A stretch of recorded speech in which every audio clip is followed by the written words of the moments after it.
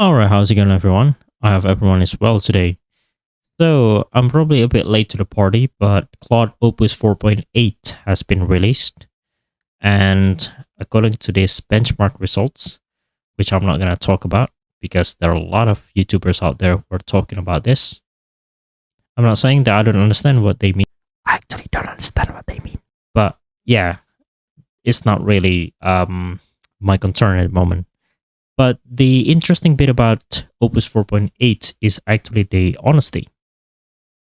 But if you go around, a lot of people, they are using Claude code to create a landing page or web-based video games or any kinds of software development, like a pure software development.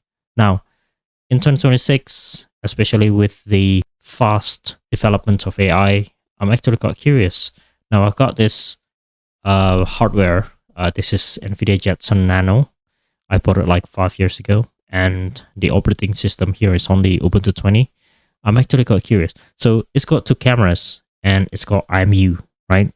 So which means using this hardware, which is kind of equivalent to Raspberry Pi 3 for the processor, but it's got GPU, so you can kind of say that it's actually equivalent to Raspberry Pi 4. And keep in mind that nowadays people have Raspberry Pi 5. So yeah, I'm quite curious to see how Claude Code can help me to do the simultaneous localization and mapping by using the cameras and also the IMU. So I'll be interested in knowing what sort of third-party libraries Claude Code with the honesty will suggest us.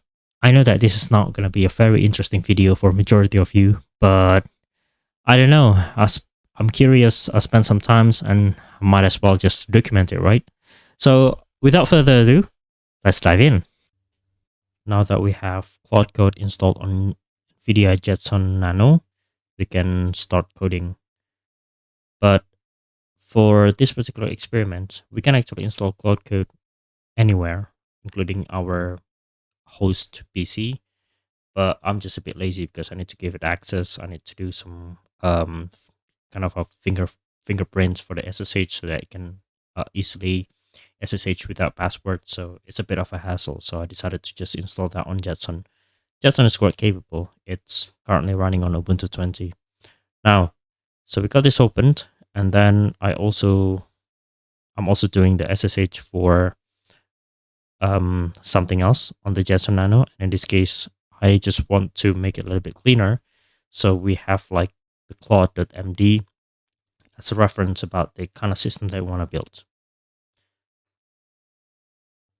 Now the requirements are quite simple. We just want to create SLAM system using Raspberry Pi camera version 2. That's what I have. And also the IMU.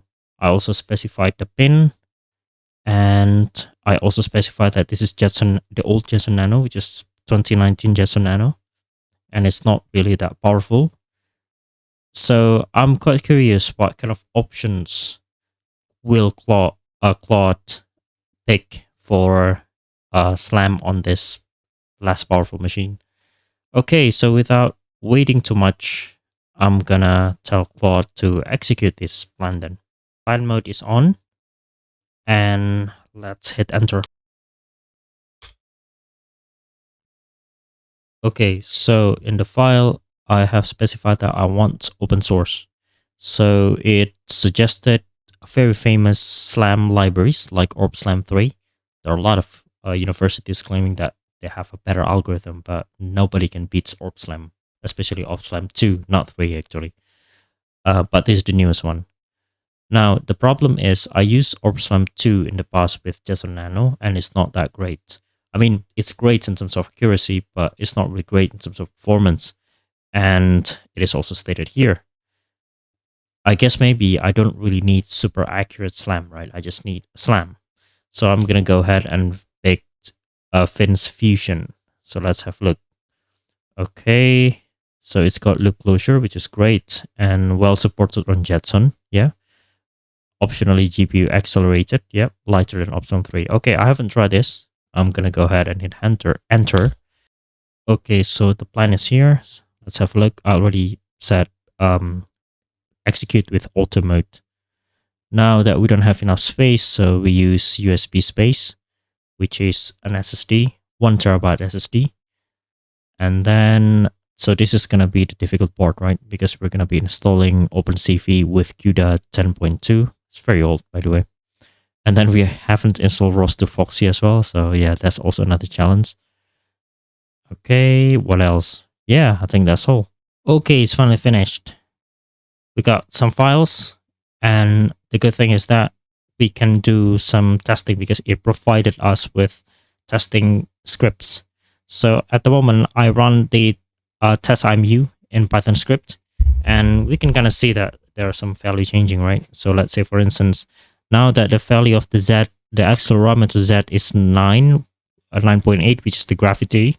So if I tilt it a bit, then we can get like I think that's X plus 4.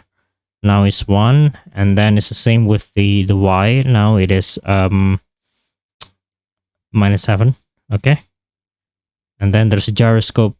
Okay, if we make it fast. Oh, okay. There's some errors there. Okay, it's not a problem. We also have the temperature. So I think the sensor reading is working.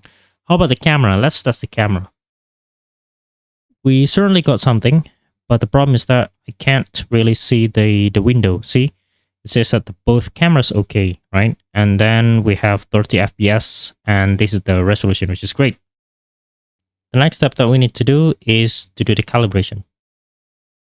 Okay, so this is essentially a script. If we go back to this window again, and if we do scripts here, NLS, then we can see that it's got calibration stereo.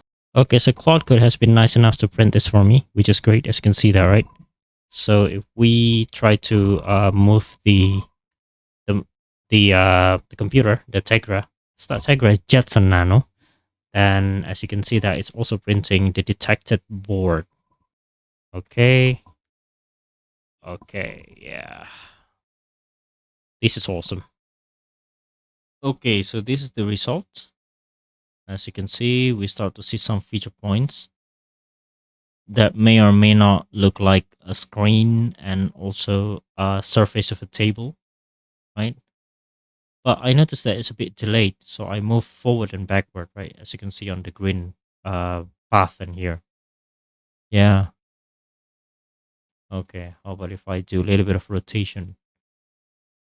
Yeah. Okay, let's see. Yeah, it's building a path.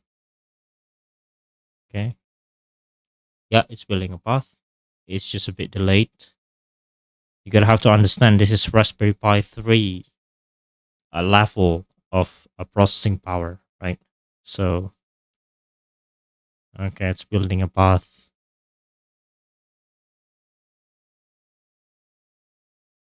Yeah, it's certainly delayed. There are a lot of settings that we have to play with here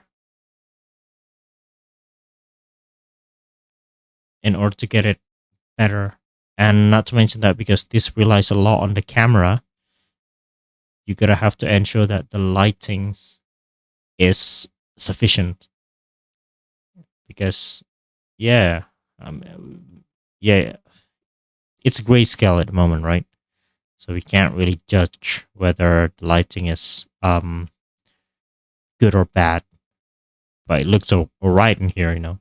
So it's building a path, but it's delayed. It could be because of ROS2 as well, because ROS2 uses DDS, and DDS is not necessarily the lightest communication protocol.